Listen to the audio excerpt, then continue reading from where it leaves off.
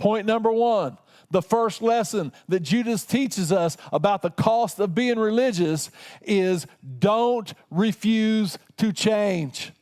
Say that with me. Don't refuse to change. Again, Judas was there.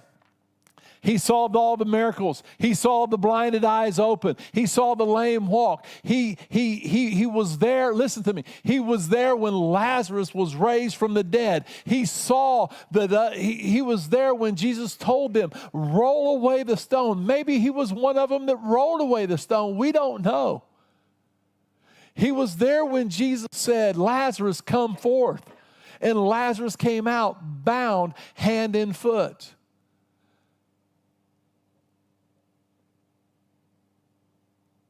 Yet when it came down to it, Judas really never changed. I need you to think about this with me. Jesus called the 12. It was Jesus' decision.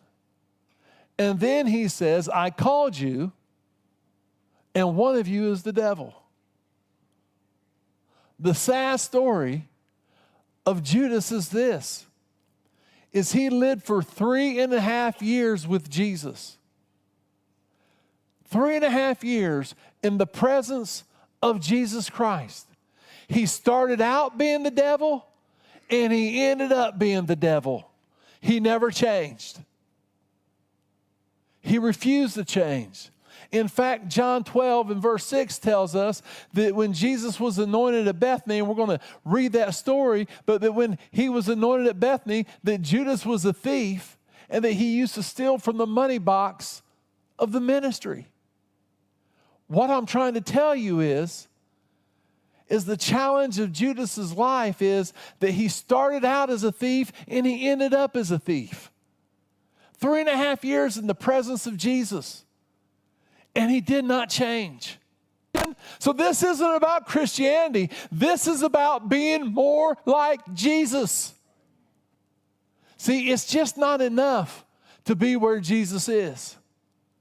It's just not enough to hear the word of God that's being taught to you. It's just not enough to go to church and hang out with other believers.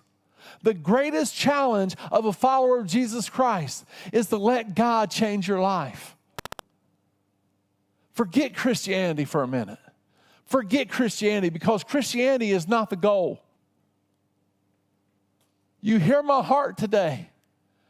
I don't ever want to be so churchy. I don't ever want to be so religious that I can hang out with Jesus and he not change me. That my attitude doesn't change, that my morality doesn't change, that my worldview doesn't change, that my spirit doesn't change. I want to be like Jesus inside and out. A righteousness that starts on the inward and it manifests itself. It shows itself on the outward. From my thoughts to my deeds, Paula, that it covers me from the inside out. Judas rejected change. He had no desire to be like Jesus.